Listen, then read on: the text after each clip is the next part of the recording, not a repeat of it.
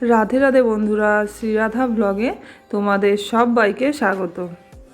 আর আজকে তো পুত্রদা একাদশী, তো একাদশীতে আমরা গোপালকে কি সেবা দিই আর নিজেরাও কি সেবা করি, কিভাবে পুজো করি, সেটাই কিন্তু আমি আজকের ভিডিওতে দেখাবো।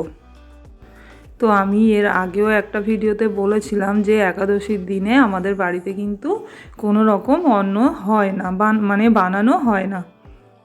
আর বাড়িতে দুজন বাচ্চাও আছে, তো ওদেরকে কিছু না কিছু তো বানিয়ে দিতেই হয়। আর এখন তো ঠান্ডার সময় ফল সেবা করতে তো ওরাও চায় না, আর আমাদেরও ভালো লাগে না। তো সেই কারণে যা কিছুই বানানো হয় সেটা কিন্তু গোপালকে সেবা দিয়েই তারপরে আমরা সেবা পাই। আর আজকে আমি বানিয়েছিলাম আলুর তরকারি আর কিন্তু সাবুর পায়েস। তো দেখো তোমরা আমি কিভাবে এটা বানিয়ে নিচ্ছি। আমি কিন্তু আলুর তরকারির মধ্যে কোনো রকম হলুদ বা সর্ষের তেল বা কোনো রকম তেল কিন্তু দিইনি। আমি শুধুমাত্র 1 চামচ ঘি দিয়ে আর অল্প একটু নুন দিয়ে আর সামান্য একটু গোলমরিচের গুঁড়ো দিয়েই কিন্তু তরকারিটা বানিয়ে নেব। আর এখানে আমি বাদামটা ভেজে নিয়েছিলাম, ওই বাদামটাও কিন্তু তরকারির মধ্যে একটু দিয়ে দিয়েছিলাম, সেটা আরও ভালো হয় সেই কারণে।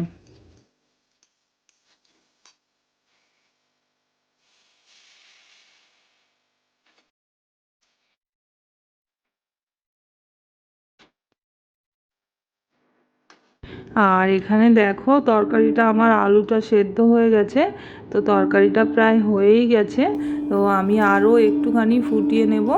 আর এবারে আমি গোলমরিচের গুঁড়োটা কিন্তু উপর দিয়ে ছড়িয়ে দেব। আর তারপর মিনিট খানিক রেখে আমি কিন্তু এটা নামিয়ে নেব।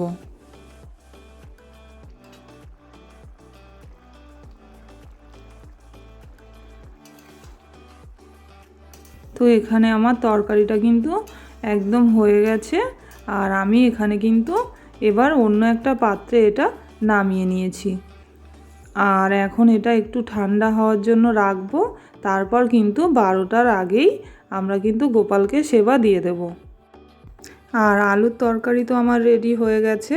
তো এখন আমি এখানে সাবুর পায়েসের জন্যে প্রথমেই কিন্তু কড়াইয়ের মধ্যে 500 গ্রামের মতো দুধ আমি দিয়ে দিয়েছি। আর এখন আমি দুধটাকে খুব ভালো করে কিছুক্ষণ ধরে কিন্তু ফুটিয়ে নেব।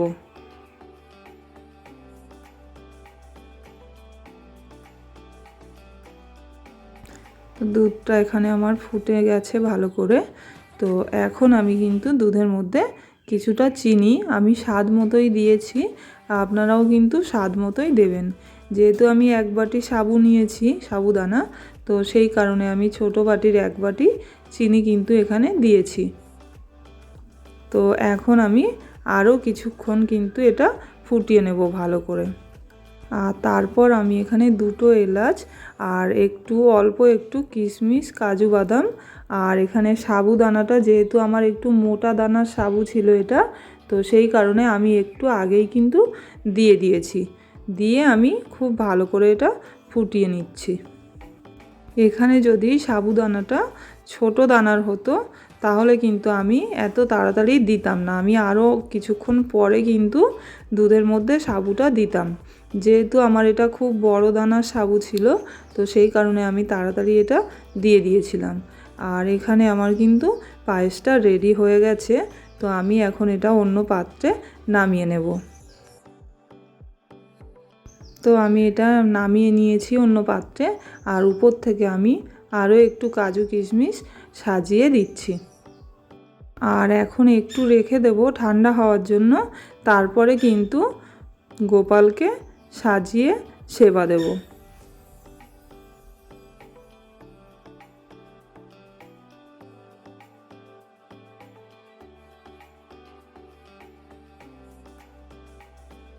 আর এখন কিন্তু গোপালের জন্য বাটির মধ্যে পায়েসটা তুলে নেওয়া হচ্ছে। আর এবারে আলুর সবজিটাও কিন্তু আরও একটা বাটির মধ্যে তুলে নিচ্ছি।